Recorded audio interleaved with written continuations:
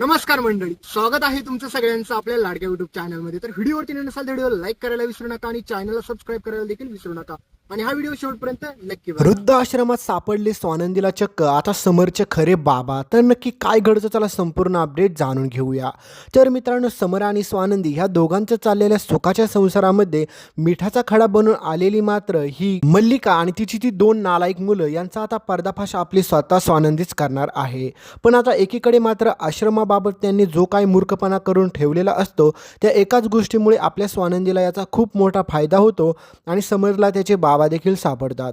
तर दुसरीकडे मात्र तुम्ही पाहिलंच असेल की कशा प्रकारे आपल्या रोहनच्या आयुष्याचं वाटोळं झालेलं असतं, कारण की रोहनला बिचाऱ्या जॉब भेटत नसतो। तर दुसरीकडे मात्र ती मंदाकिनी आपल्या रोहनला किती प्रेशर देत असते, कारण की कधी कधी हिचा एवढा राग येतो ना की समजतच नाही की तिचा स्वतःचा मुलगा रोहन आहे का अजूनच काय। कारण की ही बाई पैशाच्या पाठीमागे एवढी पागल झालेली असते ना की तिला दुसरं तिसरं काही सुचतच नसतं पैशाशिवाय। कारण की ती रोहनला सारखं टॉर्चर करायला सुरुवात करते आणि म्हणत असते की घरामध्ये पैसा लागतो, तो पैसा कोण देणार, आणि आम्ही सगळे जर कामाला जात नाही तर आता बिचाऱ्या रोहनची नोकरी गेलेली असते याबाबत कोणाला काही खबर देखील नसते।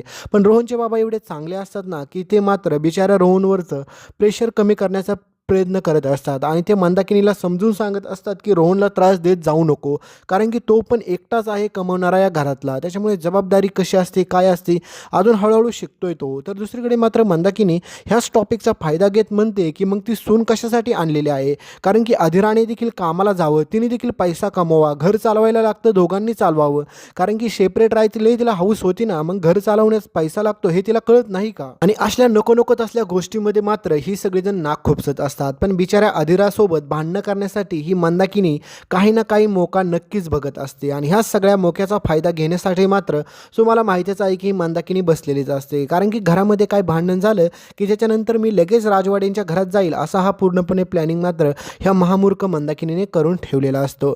तर दुसरीकडे आता समर आणि स्वानंदीच्या आयुष्यामध्ये जे मिठाचे खडे आहेत तुम्हाला माहितीच आहे ही मल्लिका, कारण की ती ठरवते की आता वृक्ष मोठं व्हायच्या अगोदरच त्याला छाटून टाकलं पाहिजे, कारण की सगळ्यात पहिला काटा काढायचा असतो त्यांना तो म्हणजे आपल्या समरचा, कारण की समरचा काटा काढल्याच्या नंतर सगळी काही प्रॉपर्टी जी आहे ती सगळ्यात अगोदर येणार ती म्हणजे मल्लिकाकडे। दुसरीकडे बिचारा समरला एकाच गोष्टीचं टेन्शन असतं, त्याच्या आयुष्यामध्ये पैसा सगळं सगळं काय आहे, फक्त आई बाबा नसतात। पण बिचारा समरला हेच माहीत नसतं की त्याचे आई बाबा खरोखर जिवंत आहेत का ते खरोखर मरलेले आहेत याबाबत त्याला काहीच माहीत नसतं, कारण की त्याला वाटत असतं की आईबाबांचा मृत्यू झालेला आहे। आणि या सगळ्याला जबाबदार कोण असतं तुम्हाला माहीत नसेल, पण या सगळ्याला जबाबदार असती ही मल्लिका, कारण की मल्लिकाने त्यावेळेस खूप मोठा मास्टर प्लॅनिंग बनवलेला असतो आणि त्यामध्ये समरच्या बाबांनी खूप मोठं वैभव उभं केलेलं असतं, खूप सारा पैसा कमवलेला असतो, पण ह्या मल्लिकाला ते अजिबात देखील देखवत नसतं। त्याच्यामुळे ही मल्लिकाने ठरवलेलं असतं की काही जरी झालं तरी लवकरात लवकर तो सगळा काही पैसा जो आहे ना तो माझ्या हातामध्ये आला पाहिजे।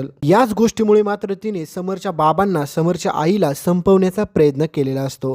पण बिचारा मल्लिकाला हे माहीतच नसतं, कारण की तिच्या एवढं मूर्ख कोणीच नाहीये, कारण की तिला असं वाटत असतं की ती हे सगळं करून तिला खूप साऱ्या काही चांगल्या गोष्टी भेटतील, पण तिच्या एवढं मूर्ख कोणीच नसतं, कारण की तिच्याकडून चूक सगळ्यात मोठी अशी घडलेली असते की तिला वाटत असतं की समरचे बाबा देखील त्यात मृत्यू पावले, कारण की समरच्या आईला तर हिने संपवलेलं असतं।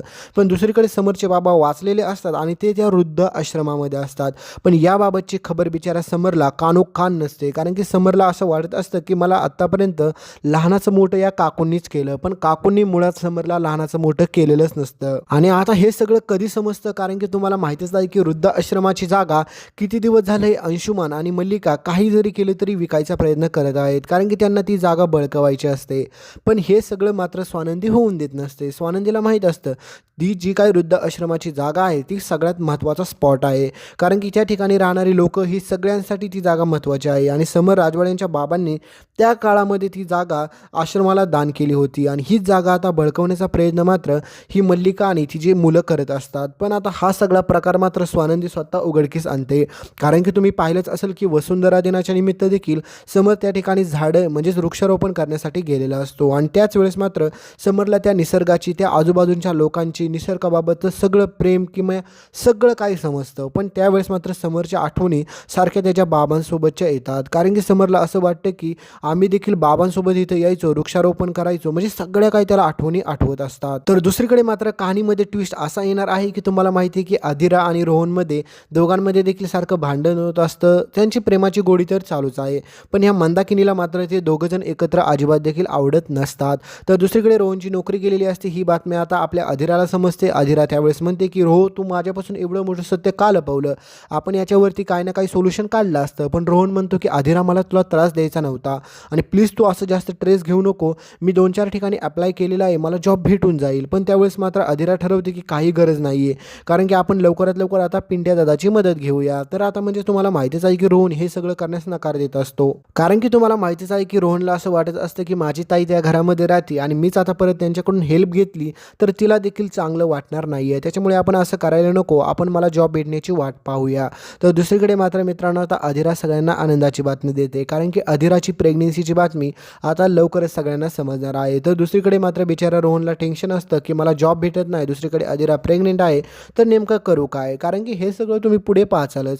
पण आता हे सगळं होत असताना मात्र दुसरीकडे मात्र ह्या मल्लिकाने खूप मोठा मास्टर प्लॅनिंग बनवलेला असतो. कारण की तुम्हाला माहितीच आहे की तिला समर राजवाड्यांची प्रॉपर्टीज नाही तर समर राजवाडेला देखील संपवायचा असतो. कारण की तुम्हाला माहिती आहे आत्तापर्यंत मल्लिकाचा खरा चेहरा एकदा देखील समोर आलेला नसतो. कारण की बिचारा समरला असं वाटत असतं की काकू खूप चांगली आहे, कारण की आईचं स्थान मात्र आपल्या समरने ह्या मल्लिकाला दिलेलं असतं. पण फायनली मित्रांनो, त्या वृद्धाश्रमामध्ये आपल्या स्वानंदीला समरचे बाबा सापडतात आणि त्याच वेळेस मात्र कहाणीमध्ये ट्विस्ट तिथून पुढे येतो. कारण की खरे एपिसोड, खरी मालिका तिथूनच पुढे चालू होती. कारण की समरच्या बाबांना माहीत असतं की ही मल्लिका काय चीज आहे आणि हिने काय केलेलं आहे आत्तापर्यंत. कारण की समरच्या बाबांना मारण्याचा प्रयत्न केला, पण ते एवढ्या मोठ्या संकटातून वाचलेले असतात आणि त्या वृद्धाश्रमामध्ये देखील असतात. पण आता हे सगळं बाहेर येण्याच्या पूर्वी मात्र दुसरीकडे बिचाऱ्या समरवरती ह्या मल्लिकाने हल्ला करायचं ठरवलेलं असतं. कारण की तिला वाटत असतं की ज्या प्रकारे समरच्या बाबांना संपवून टाकलं ना, त्याच प्रकारे ह्या समरला देखील संपवून टाकते. आणि त्याच्यानंतर राहिला प्रश्न कोणाचा? तर मात्र ह्या आपल्या स्वानंदीचा. तर स्वानंदीचा तर मी असा काटा काढेल असं मात्र ह्या मल्लिकाला वाटत असतं. पण तिची ह्याच ठिकाणी सगळ्यात मोठी चूक होती, कारण की तिने जे काही ठरवलेलं आहे ना तसं काही घडणारच नाही आहे. कारण आपली स्वानंदी ह्या मंदाकिनीला आणि मल्लिकाला उरून पुरत असते. कारण की मंदाकिनीला तुम्ही विचार करताल, कारण की ती स्वानंदीची आई जरी असली तरी मात्र ती आपल्या अधिरासोबत अजिबात देखील नीट आणि चांगलं वागत नसते. त्याच्यामुळे आईचं देखील आता चांगल्याच प्रकारे स्वानंदी मात जिरवते. कारण की तुम्हाला माहितीच आहे की ह्या मंदाकिनीने आत्तापर्यंत ह्या मल्लिकाची किती वेळा सपोर्ट केलेला असतो आणि स्वानंदीला पुढे समजतं की सगळ्यात मोठे अधिराला म्हणजे त्रास देणारी जी तिची स्वतःची आई असते तिचा देखील स्वानंदी चांगल्याच प्रकारे मात तर उतरवते. तर दुसरीकडे मात्र ह्या मल्लिकाला कितीतरी वेळा ह्या स्वानंदीच्या आईने सपोर्ट केलेला असतो. हे देखील सगळा काही पर्दाफाश मात्र स्वानंदीसमोर येतो. तर आता ज्यावेळेस मात्र समरचे बाबा आपल्या स्वानंदीला सापडतात, स्वानंदी आता हे सगळं काय प्रकार आता राजवाड्यांच्या घरात घेऊन येते, त्यावेळेस मात्र समर स्वानंदीचे पाय धरतो आणि म्हणतो की मला माफ करा स्वानंदी मॅडम, कारण की आज मला फक्त माझे बाबा नाही भेटले, तर तुमच्यामुळे माझ्या बाबांना नवीन आयुष्य भेटलं. पण आता तुम्हाला काय वाटतंय, समरचे बाबा सगळ्यांसमोर ह्या मल्लिकाचा पर्दाफाश करतील का? तर हे सगळं तुम्हाला पुढे पाहायला भेटेल. तोपर्यंत व्हिडिओला लाईक करा, चॅनलला सबस्क्राईब करा आणि सोबतचं बेल नोटिफिकेशन ऑन करायला विसरू नका, तरच पुढचे अपडेट पाहता येतील. आणि इथपर्यंत व्हिडिओ पाहिला असेल तर व्हिडिओच्या साईडला म्हणजेच डाव्या साईडला तुम्हाला एक व्हिडिओ दिसत असेल, त्या व्हिडिओवरती क्लिक करा आणि तो व्हिडिओ पाहायला कधीच विसरू नका. नक्कीच क्लिक करा आणि नक्की व्हिडिओ पहा. धन्यवाद.